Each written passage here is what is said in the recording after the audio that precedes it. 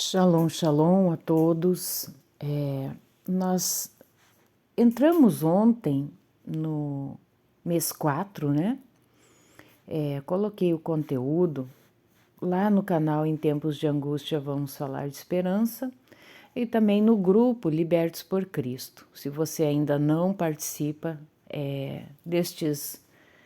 do canal e do grupo, né? Você está convidado. Sempre na descrição do vídeo está aí o link tanto do canal quanto do grupo, para que vocês possam participar conosco, porque nós colocamos ali no grupo, né? Todos podem colocar conteúdos ali, compartilhar.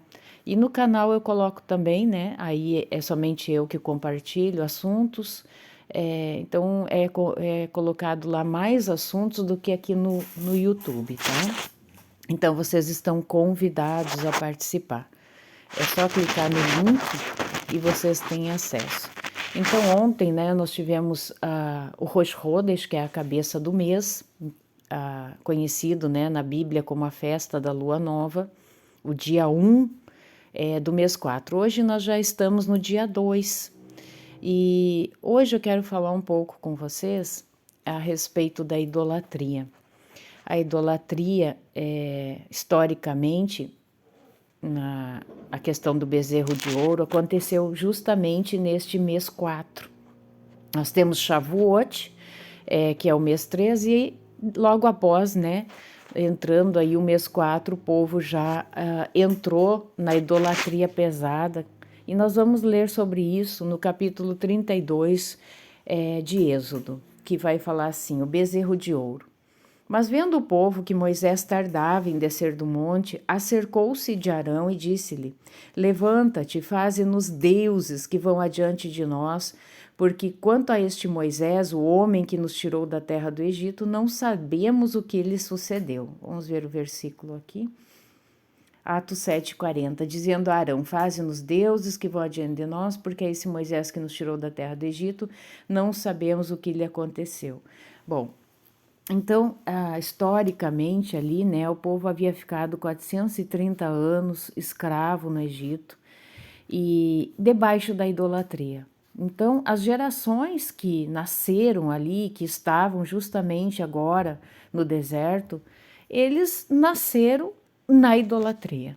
Eles não conheceram algo diferente disso, porque muito poucas foram as famílias que conseguiram manter, né, e se separar, né, manter a adoração ao único Deus e se separar desta idolatria egípcia. Uma dessas famílias justamente foi a família aí de Arão, né, de Moisés e de Miriam. Então, a idolatria então estava no sangue, como a gente diz, né? No sangue, mas estava alicerçada na mentalidade deles. Então, eles tinham uma mentalidade totalmente idólatra, ok? Apesar de que eles receberam ali no monte, viram todas aquelas manifestações teofânicas, ali a presença de Deus, mas para eles era como se fosse ali mais um Deus de todos aqueles que eles já conheciam, porque a mudança de mentalidade é um processo, tá? Não é algo que acontece do dia para a noite, é um processo. Então, eles ainda tinham essa mentalidade idólatra.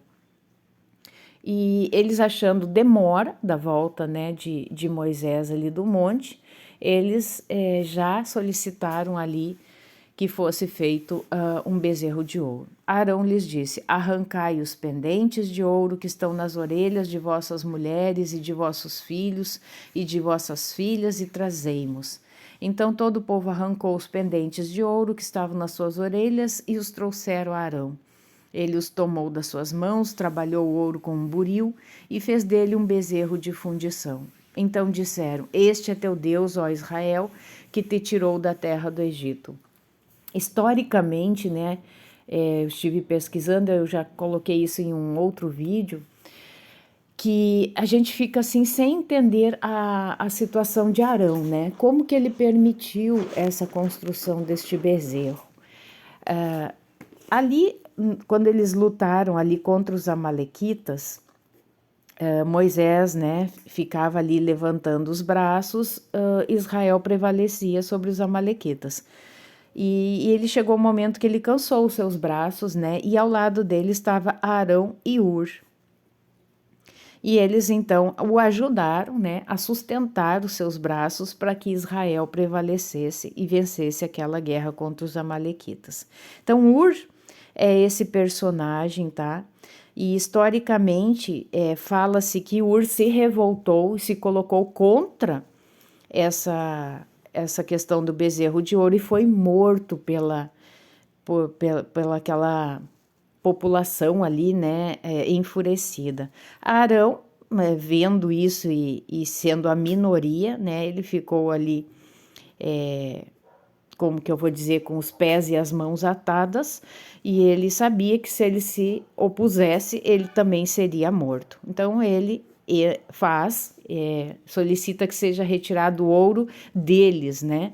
Então, como responsabilidade totalmente deles, para que se fizesse então esse bezerro. Arão, vendo isso, edificou um altar diante dele, apregoou Arão e disse: amanhã será festa ao Senhor. E no dia seguinte madrugaram, ofereceram holocaustos, trouxeram ofertas pacíficas, e o povo assentou-se a comer e a beber, depois levantou-se a folgar. Então disse o Senhor a Moisés: vai e desce, porque o teu povo que fizeste subir do Egito se tem corrompido.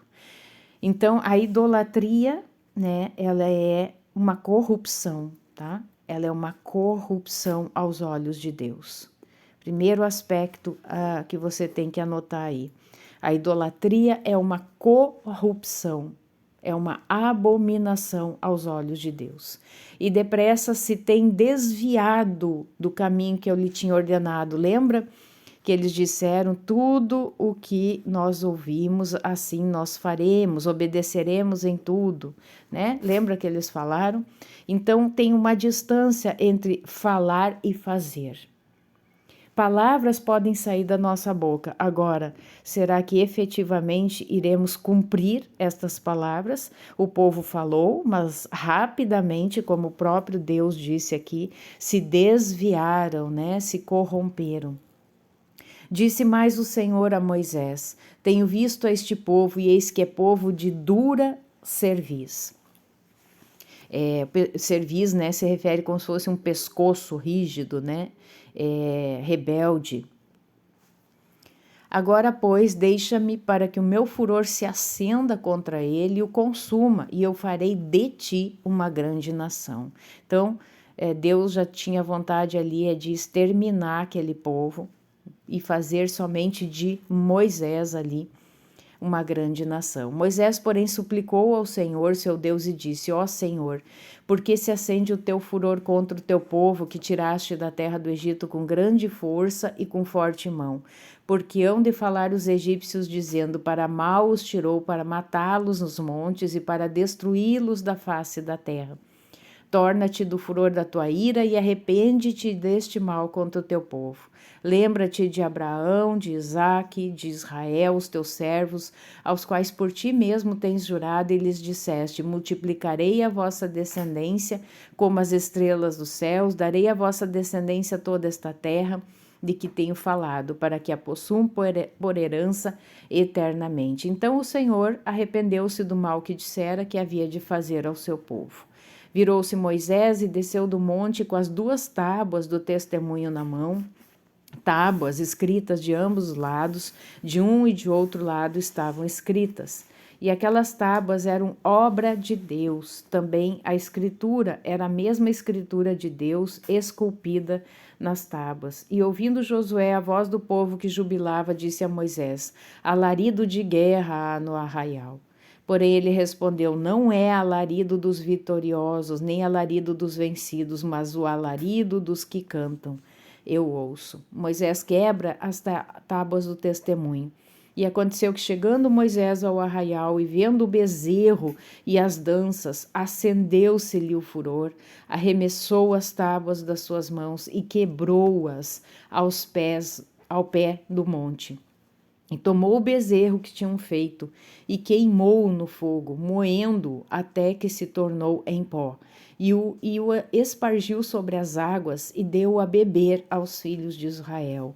E Moisés perguntou a Arão: que te tem feito este povo, que sobre ele trouxeste tamanho pecado? Então respondeu Arão: não se acenda a ira do meu senhor.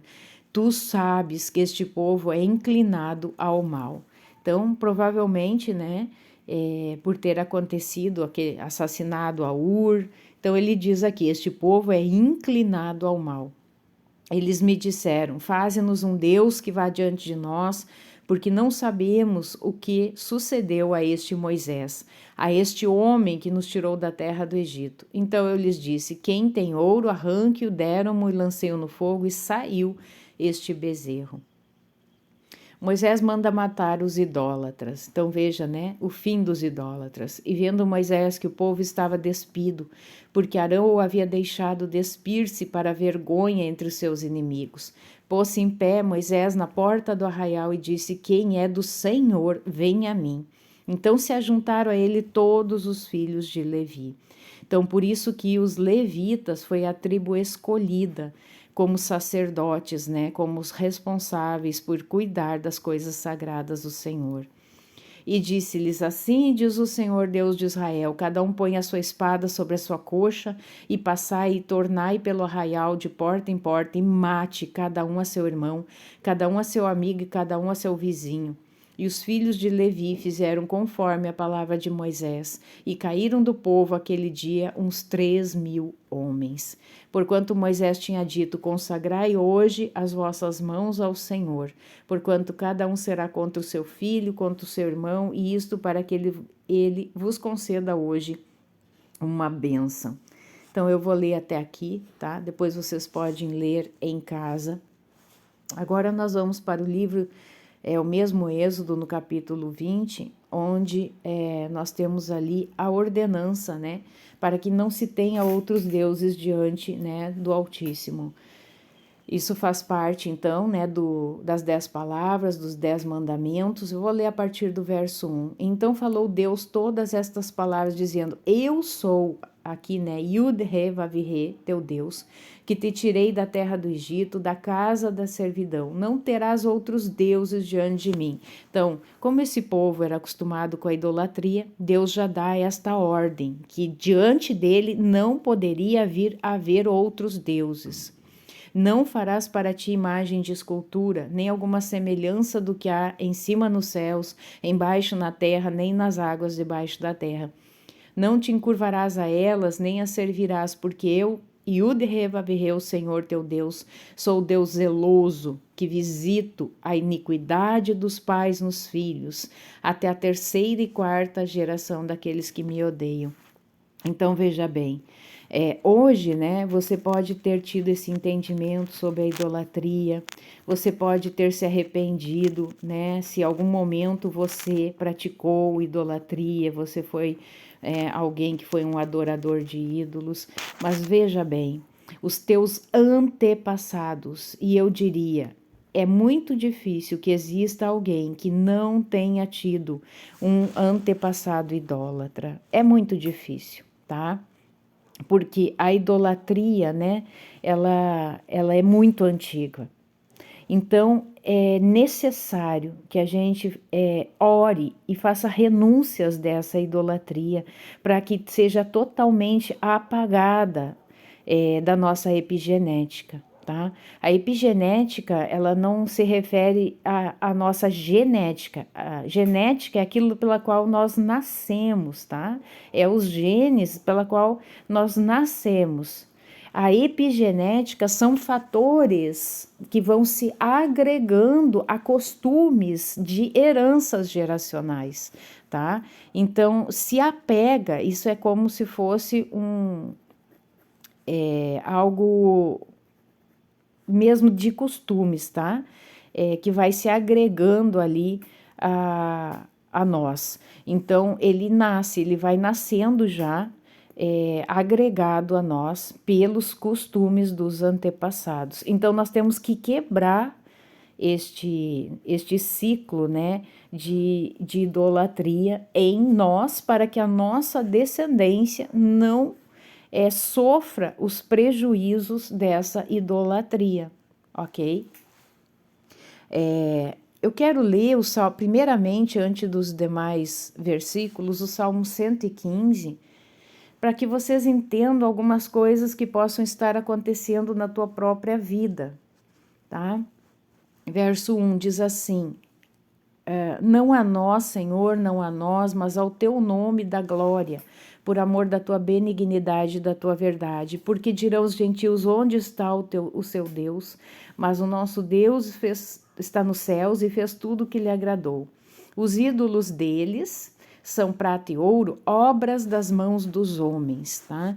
Então, o ídolo, seja ele feito de matéria mesmo, né? Matéria, coisa palpável, seja madeira, seja gesso, seja pedra, qualquer ou também imaterial, pode ser um ídolo que não seja algo palpável fisicamente, né? Feito de matéria, mas pode ser um ídolo mental. Ok? Eu posso fazer de um parente, né, um ídolo. Eu posso fazer de uma mãe um ídolo, de um pai um ídolo. Eu posso fazer de um marido um ídolo, de uma esposa um ídolo, um filho, uma filha, seja o que for, tá? Então, ídolo como conceito, tá? É tudo aquilo que nós colocamos acima de Deus, tá? Então, num conceito bem simples, para que vocês entendam, é algo que colocamos acima de Deus, seja ele material ou imaterial, tá? Então, não é necessário que seja algo palpável, matéria, não é necessário, pode ser algo imaterial. O dinheiro, né, hoje é um ídolo. O amor ao dinheiro, isso quer dizer que o dinheiro em si não é problema. Não é problema nós termos dinheiro, o problema é o amor ao dinheiro. Quer dizer que eu coloco o dinheiro acima de Deus, eu coloco o dinheiro como meu Deus, como um ídolo na minha vida, tá? E o que eu quero ressaltar aqui com vocês é o que segue, ó. Os ídolos, eles têm boca, mas eles não falam, tá? Eles têm olhos, mas eles não veem. Eles têm ouvidos, mas não ouvem. Narizes, mas não cheiram. Têm mãos, mas não apalpam. Têm pés, mas não andam. Som algum sai da sua garganta. E olha o mais impressionante, a eles se tornem semelhantes os que os fazem, assim como todos os que neles confiam. Eu vou fazer um comentário até aqui. Então, veja bem, aqueles que seguem ídolos, como consequência, vão se tornar igual ao ídolo.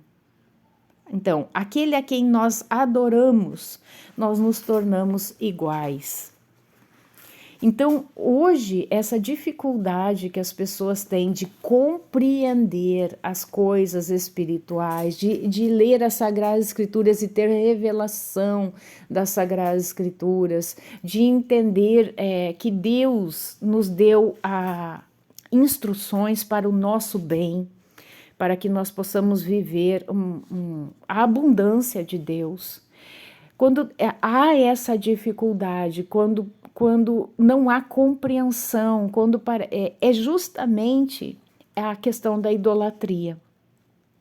Aí você pode dizer, mas eu nunca fui um adorador de ídolos, mas os teus antepassados foram, e na tua epigenética está grudado essa idolatria. Tá? Então, por isso que você tem dificuldade em compreender as Sagradas Escrituras, por isso que você, né, você mesmo olhando você não enxerga, mesmo ouvindo você não compreende, como aqui o salmista diz, né? Tem ouvidos, mas não consegue ouvir, os ouvidos, como a palavra diz, são incircuncisos. Né? Não há abertura dos ouvidos para as coisas espirituais. Entende? Então, isso pode ter consequências dos teus antepassados. Como eu disse, dificilmente alguém não teve um antepassado idólatra. Então, é necessário fazer orações de renúncia, tá? Orações de renúncia de idolatria geracional. É necessário. Lá no livro de Levítico, deixa eu ler aqui com vocês, no livro de Levítico, deixa eu pegar aqui, Levítico 26:40, vai falar o seguinte: então confessarão a sua iniquidade e a iniquidade de seus pais, com as suas transgressões, com que transgrediram contra mim, como também eles andaram contrariamente para comigo. Tá? Então é necessário que a gente faça essas orações de renúncia para que aquele ciclo seja quebrado em você e nas próximas gerações, certo? Depois, no livro de Levítico 18, 24 ao 28.